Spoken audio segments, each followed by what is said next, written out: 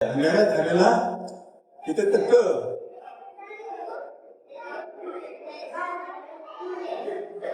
Anggaran adalah kalau teka ni dalam matematik kita tak boleh teka kosong je. Maksudnya kita kena teka dalam matematik dia kena tepat.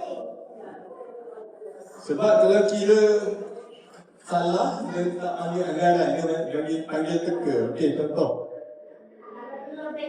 Kalau terlebih ke, kurang ke, dia tak jadi. Betul.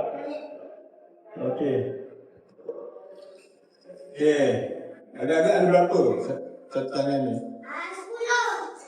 10 6 7 cikgu tulis dulu satu lagi teka ni ada orang teka 10 6 7. Siapa lagi nak teka? 8 dah ada. Siapa nak teka?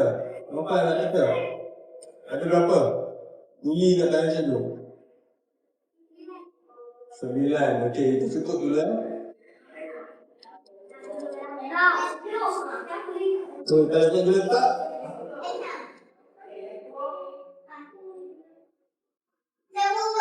misalnya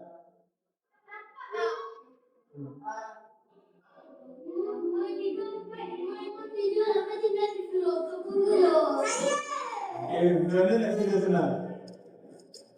Kita bahagikan 1, 2, 3, 4, 5. Kita tambah lagi. Berapa tak ada? Teka je.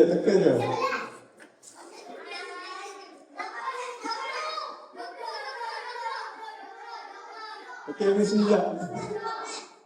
Sini. Siapa? Sini.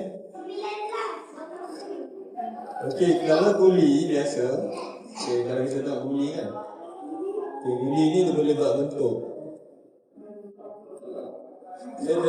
Macam mana dia bentuk dia akan jadi sama. Itu berapa?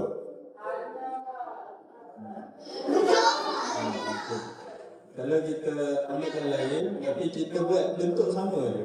So kita boleh teka tak? Kita boleh anggarkan tak? Benda itu berapa?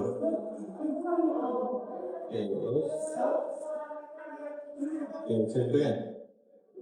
Bentuk dia sama je semua.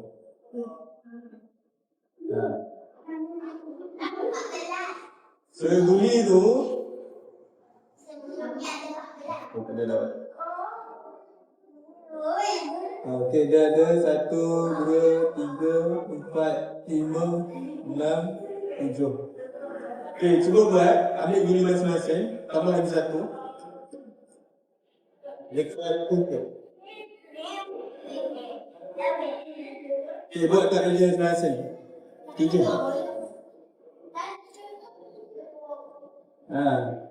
Hujung.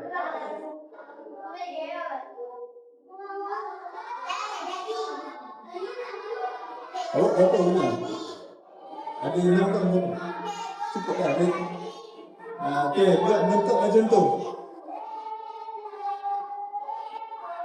Dia boleh jadi kalau 7. Kalau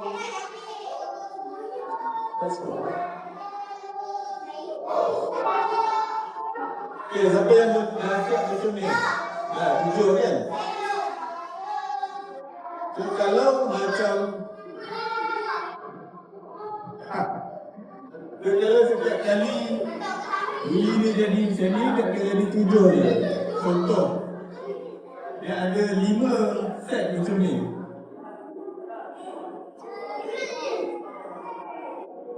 So kalau ada 5 set, dia jadi 7 darab 5 kan? 7 darab 5 adalah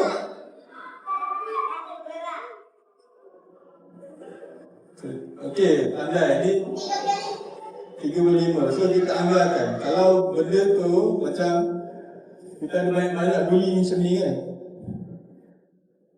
So kita ada banyak guli ni tu, lepas tu kita letakkan saja.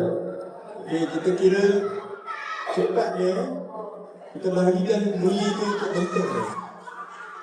Kalau ada 5 ke, bagi 7 ke, cepat kan? Faham?